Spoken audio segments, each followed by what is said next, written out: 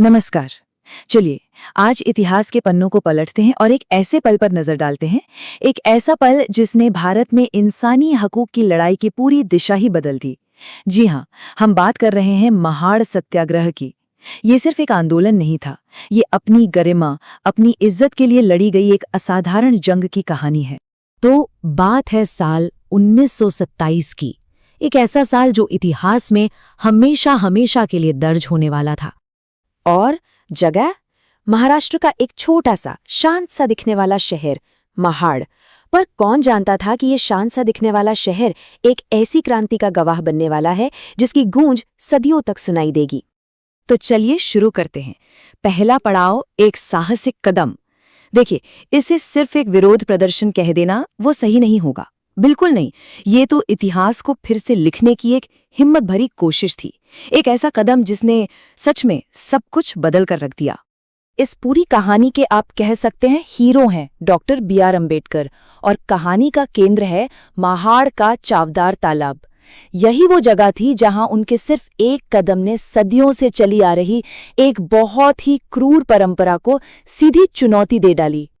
अब अगर ऊपर ऊपर से देखें तो क्या था ये? बस एक इंसान है जो एक पब्लिक तालाब से पानी पी रहा है, सिंपल।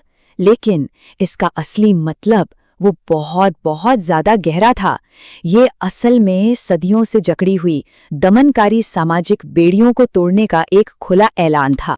तो फिर सवाल उठता है कि इस अवज्ञा, इस विरोध के पीछे की सोच क्या थी, इसका फलसफा क्या था? क्योंकि देखिए, ये लड़ाई सिर्फ पानी की नहीं थी, बिल्कुल नहीं। इसे ठीक से समझने के लिए हमें इस सत्याग्रह के एकदम मूल विचार को पकड़ना होगा। और वो जो मूल विचार है ना, वो इस एक लाइन में छिपा है। सोचिए, कितनी बड़ी बात कही गई कि पानी पर किसी एक जाति का नहीं, इंसान होने का अधिकार चलता है। मतलब ये एक सीधी और साफ घोषणा थी कि पानी जैसे कुदरती संसाधन पर किसी एक जात का हक नहीं हो सकता, बल्कि हर इंसान का हक है। ये बिना किसी शर्त के मानवीय समानता का दावा था।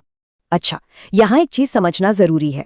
ये शब्द सत्याग्रह, इसका मतलब क्या है? सत्याग्रह यानी सत्य के लिए आग्रह। इसे सत्य की शक्ति भी कह सकते हैं। ये ना अन्याय के खिलाफ लड़ने का एक अहिंसक, एक शांतिपूर्ण तरीका है, लेकिन इसमें दृढ़ता बहुत होती है। तो डॉक्टर अंबेडकर के उस एक कदम का असर क्या हुआ? असर बहुत गहरा था और फौरन हुआ। इसने एक ऐसे बदलाव की नींव रख दी जिसे हम कह सकते हैं गरिमा का जागरण, यानी डिग्निटी की अवेकनिंग। बस एक घूंट पानी, और उस एक घूंट पानी के साथ ही समाज में खड़ी छुआछूत की वो जो अदृश्य, जो दिखाई न देने वाली लेकिन बेहद मजबूत दीवारें थीं, वो दरकने लगीं। और फिर सदियों से जो एक डर का सन्नाटा छाया हुआ था ना, वो टूट गया। जिन आवाजों को दबा दिया गया था, उन्हें अचानक बोलने की हिम्मत और ताकत मिल गई। और शायद सबसे जरूरी बात जो हुई वो ये थी कि आत्मसम्मान ने, सेल्फ रिस्पेक्ट ने जैसे पहली बार खुले आसमान में सांस ली हो। ये एक बिल्कुल नई सुबह थी, एक नई शुरुआत। तो ये साफ है ना? महाड़ सत्याग्रह सिर्फ एक आंदोलन का नाम नहीं है, ये एक चेतना थी, एक जागरण था, एक ऐसा पल जिसने लोगों की पूरी सोच को झकझोर कर रख दिया। चलिए अब जरा आगे बढ़ते हैं और ये देखते हैं कि महाड़ में जली ये छोटी सी चिंगारी कैसे आगे चलकर समानता के अधिकार के लिए एक बड़ी क्रांति की आग बन गई।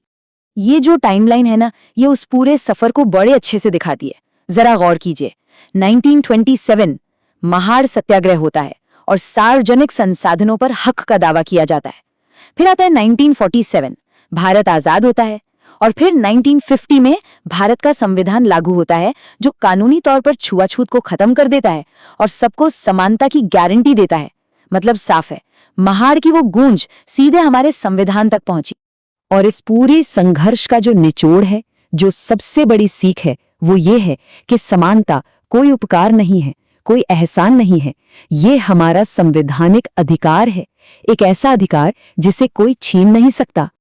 लेकिन ये सारी बातें जानने के बाद एक सवाल तो मन में उठता ही है।